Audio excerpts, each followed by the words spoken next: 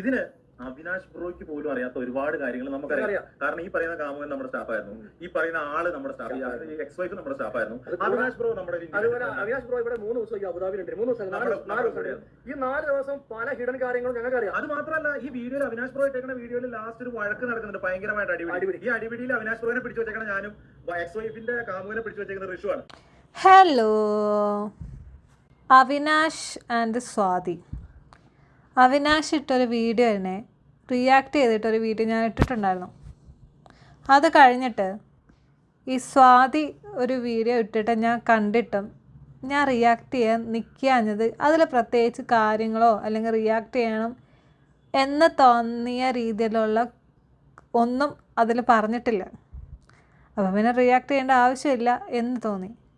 എന്നാൽ ഇപ്പോൾ ചില കാര്യങ്ങളുണ്ട്. അതിലോട്ട് പോകുന്നതിന് മുമ്പ് വീഡിയോ ഇഷ്ടപ്പെട്ട ലൈക്ക് ചെയ്യാനും സബ്സ്ക്രൈബ് ചെയ്യാനും മറക്കരുത്. സ്വാതി എന്ന് പറയുന്ന വ്യക്തി വർക്ക് ചെയ്തിരുന്നത് AR ഏജൻസി എന്ന് പറയുന്നൊരു സ്ഥാപനത്തിലാണ്. അവിടെയുള്ള ഇതിൻ്റെ ഓണേഴ്സായ 2 പേര് ചില കാര്യങ്ങൾ പറയുന്നുണ്ട്. അതിനു മുമ്പ് ഈ സ്വാതി പറയുന്ന ചില കാര്യങ്ങൾ നമുക്കൊന്ന് കേൾക്കാം. അതായത് എത്രയൊക്കെ എന്ന് പറഞ്ഞാലും ഇത് ഞങ്ങളുടെ പേഴ്സണൽ ആയിട്ടുള്ള ഇഷ്യൂ ആണ്. അതിപ്പം തെറ്റുകാർ, ഇപ്പം ഞാൻ തെറ്റുകാരിയാണെന്നുണ്ടെങ്കിലും അവിനാശാണ് തെറ്റ് ചെയ്തെന്നുണ്ടെങ്കിലും ആരാണെന്നുണ്ടെങ്കിലും ഇത് വളരെ വ്യക്തിപരമായിട്ടുള്ള ഒരു ഇഷ്യൂ അല്ലേ. അവനൊരു വീഡിയോ ചെയ്തത് കണ്ടിട്ട് മാത്രം എന്നെയും എൻ്റെ വീട്ടുകാരെയും എൻ്റെ ചുറ്റുമുള്ളവരെയൊക്കെ കുറ്റം പറയാൻ വേണ്ടി മാത്രം ഇങ്ങനെ എന്താ പറയുക കച്ചകെട്ടി ഇറങ്ങിയേക്കുന്ന കുറച്ച് പേര്.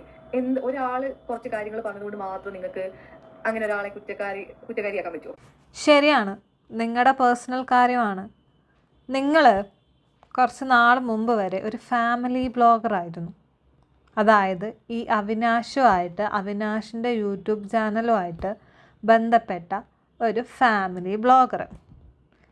പെട്ടെന്നൊരു ദിവസം അല്ലെങ്കിൽ കുറച്ച് ദിവസം കഴിയുമ്പോൾ ഈ സ്വാതി എന്ന അവിനാഷിൻ്റെ ഭാര്യ, അതായത് എക്സ് വൈഫ് എന്ന് വേണമെങ്കിൽ ഇപ്പം പറയാം, സ്നേഹിച്ച് കല്യാണം കഴിച്ചിട്ട് ഒരു ഫാമിലി ജീവിതം തുടങ്ങിയിട്ട് ഒരു യൂട്യൂബ് ചാനലിൽ കയറി വീഡിയോസും ഇട്ട് കഴിയുമ്പം സ്വാഭാവികമായിട്ടും ചോദ്യങ്ങൾ ചോദിച്ചു കൊണ്ടേയിരിക്കും.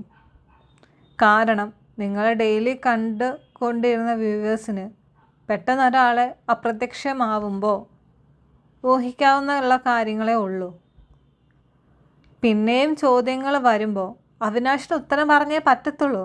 ഇപ്പം അവിനാഷ് ഉത്തരം പറഞ്ഞില്ലെങ്കിലും സോഷ്യൽ മീഡിയ ആണ്, ആൾക്കാർ എവിടെന്നെങ്കിലുമൊക്കെ ചകഞ്ഞെടുത്ത് പൊക്കിക്കൊണ്ട് വരും. ഇതാണ് കാരണം ഇവർ തമ്മിലുള്ള പിരിയലിന് എന്നുള്ളത്. ഇവിടെ അവിനാഷ് അത് ഓപ്പണായിട്ട് പറഞ്ഞതിൽ എനിക്കൊരു തെറ്റും തോന്നില്ല. കാരണം ചോദ്യങ്ങൾ കേട്ട് ആ ഒരു മനുഷ്യന് മടുത്ത് കാണും. അതുകൊണ്ടാണ് ഇങ്ങനെ ഒരു സംഭവം അവിനാഷ് വന്ന് പോസ്റ്റ് ചെയ്തത്. എന്താ പറയുക, എത്ര എന്ന് പറഞ്ഞാൽ എൻ്റെ മനസ്സിലുണ്ട് ഇതൊരു വ്യക്തിപരമായ കാര്യമാണ്. അതിങ്ങനെ സോഷ്യൽ മീഡിയയിൽ യൂട്യൂബിലും ടിക്ടോക്കിലും ഒക്കെ എടുത്തിട്ട് ആഘോഷിക്കേണ്ട ഒരു കാര്യമല്ല. അവിടെ ഓരോരുത്തരുടെയും എന്താ പറയുന്നത് വ്യക്തിത്വം എന്ന് പറയുന്ന സാധനമുണ്ട്. അത് ബാക്കിയുള്ളവരുടെ മുന്നിൽ മോശമാക്കി കാണിച്ചുകൊണ്ടല്ല ഒരിക്കലും നമ്മൾ ഒരു ഫാമിലി ഇഷ്യൂവിനെ സോൾവ് ചെയ്യുന്നത്. 100% ബാധിക്കപ്പെട്ടിരിക്കുന്നത് ഞാനും എൻ്റെ ഈ കാമുകൻ എന്ന് പറയുന്ന ഒരാളുമാണ്. ഇതിൽ എത്ര പേർക്ക് അറിയും? ശരി, എന്റെ സൈഡ് എത്ര പേര് കേട്ടിട്ടുണ്ട്? ആരും ഒന്നും കേട്ടിട്ടില്ലല്ലോ. എനിക്കിത് പറയുന്നതിന് ഇപ്പൊ കുറച്ച് ലിമിറ്റേഷൻസും ഉണ്ട്. ഞാൻ നാട്ടിലോട്ട് പോകുന്നുണ്ട്, വേണ്ട കാര്യങ്ങളൊക്കെ നിയമപരമായി ചെയ്യുന്നുണ്ട്. അതിനുശേഷം ഒരു 4-5 ദിവസത്തിന് ശേഷം ഞാനൊരു വീഡിയോ ആയിട്ട് ഒന്നും കൂടെ വരാം. അന്നേരം ഞാൻ പറയാം എനിക്ക് ഡീറ്റെയിൽ ആയിട്ട് പറയാനുള്ള എല്ലാ കാര്യങ്ങളും. അത് നിങ്ങൾക്ക് കമന്റ് ഇടുവോ, നിങ്ങൾ റോസ്റ്റ് ചെയ്യുവോ, നിങ്ങൾ തെറി പറയോ? കുറച്ച് മുൻപ് നാക്കെടുത്ത് അകത്തേക്ക് ഇട്ടതല്ലുള്ളൂ ഞങ്ങളുടെ പേഴ്സണൽ കാര്യങ്ങളാണ്, അത് പുറത്ത് പറയേണ്ട ആവശ്യമില്ല എന്നുള്ളത്. പിന്നെ ഇപ്പം ഈ ഡയലോഗ് പറയേണ്ട ആവശ്യം എന്തോ? 4-5 ദിവസം കഴിഞ്ഞിട്ട് ഞാൻ ഡീറ്റെയിൽ ആയിട്ടൊരു വീഡിയോ ചെയ്യാന്നുള്ളത്. അപ്പോൾ അവിടെ പേഴ്സണൽ കാര്യങ്ങളാണ് എന്നുള്ള തോന്നലൊക്കെ ഇല്ല. ഇപ്പം ഇങ്ങനെ ഒരു എക്സ്പ്ലനേഷനായിട്ട് ഞാൻ വരാം എന്ന് പറയണമെങ്കിൽ അവിനാഷ് പറഞ്ഞ കാര്യങ്ങളിൽ എവിടെയൊക്കെയോ സത്യങ്ങളുണ്ട്. അത് എവിടേക്കോ ഈ വ്യക്തിക്ക് നന്നായിട്ട് കൊണ്ടിട്ടുണ്ട്. അല്ലാണ്ട് ഇപ്പം ഇങ്ങനൊരു വീഡിയോയും എക്സ്പ്ലനേഷനായിട്ട് വരേണ്ട ആവശ്യമില്ലല്ലോ, അല്ലേ? പിന്നെ ക്ലാരിഫിക്കേഷൻ ഇനി അതിൻ്റെ ആവശ്യമുണ്ടെന്ന് തോന്നുന്നില്ല. കാരണം നമ്മൾ ഈ വീഡിയോ ആയിട്ട് മുന്നോട്ട് വന്നത് ഇത് കത്തിക്കാനോ ഊതിപ്പെരിപ്പിക്കാനോ കാര്യങ്ങളൊന്നും നമ്മൾ വെബ്സൈറ്റിന്റെ പുറകിൽ നമ്മൾ ഫസ്റ്റ് വീഡിയോ ഈ ഒരു പേരിൽ ചെയ്യുന്ന വീഡിയോ. കാരണം നമ്മുടെ ബിസിനസിനെ ബാധിക്കുക. നമുക്കൊരു 5 ഷോപ്പ് ഉണ്ട് അബുദാബിയിൽ പല സ്ഥലങ്ങളിലായിട്ട്. ഇതിന്റെ പേര് AR Legends എന്നാണ്. പല ആളുകളും വന്നിട്ട് നമ്മുടെ വീഡിയോയുടെ താഴെ കമന്റ് വരുന്നത് AR Legends മൊബൈൽ ഷോപ്പിലേക്ക് ആരും പോയത്, ഇവരെ എപ്പോഴും കൊണ്ടു നടക്കുന്നത് അല്ലെങ്കിൽ ഇവരെ സപ്പോർട്ട് ചെയ്യുന്നത് നമ്മളാണ് പറയുന്നത്. നമ്മുടെ ഷോപ്പിൽ നിന്ന് പോയിട്ട് 1 വർഷമായി. നമുക്ക് ഇതിനെക്കുറിച്ച് ഇവരുടെ ഷോപ്പിന്റെ പേര് കാര്യങ്ങളൊന്നും ഇവരിപ്പോൾ പറയാൻ പോകുന്ന കാര്യങ്ങൾ കൊണ്ട് തന്നെ ഇനിയൊരു ക്ലാരിഫിക്കേഷൻ്റെ ആവശ്യം നമുക്ക് വരുന്നില്ല.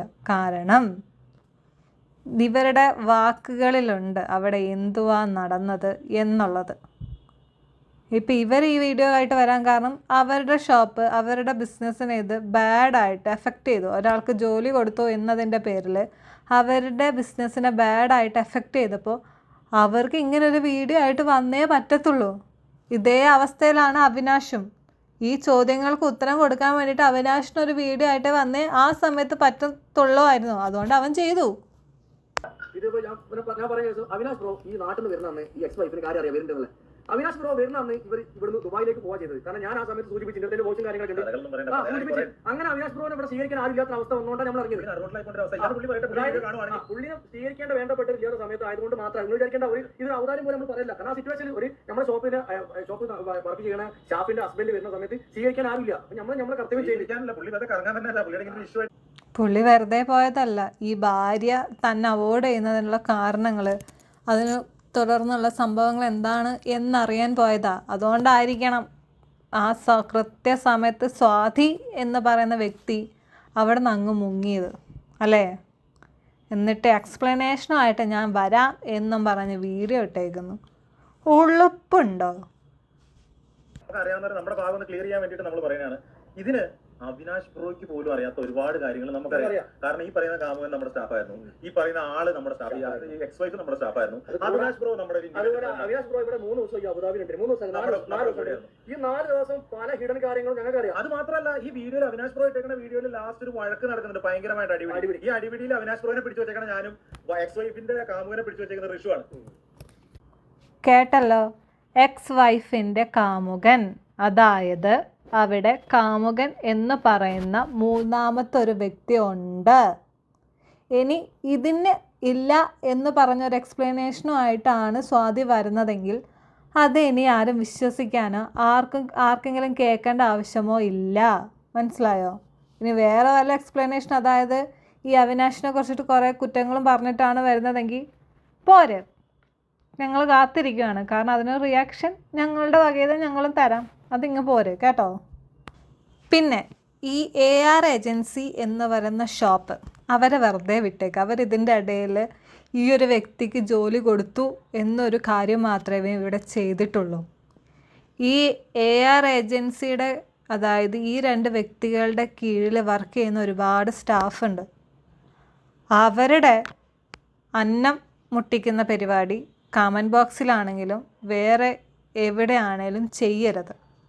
അത് അത്ര നല്ല കാര്യമായിട്ട് എനിക്ക് തോന്നുന്നില്ല. അതുകൊണ്ടാണ്. ശരി എന്നാൽ ടാറ്റാ, ബൈ ബൈ.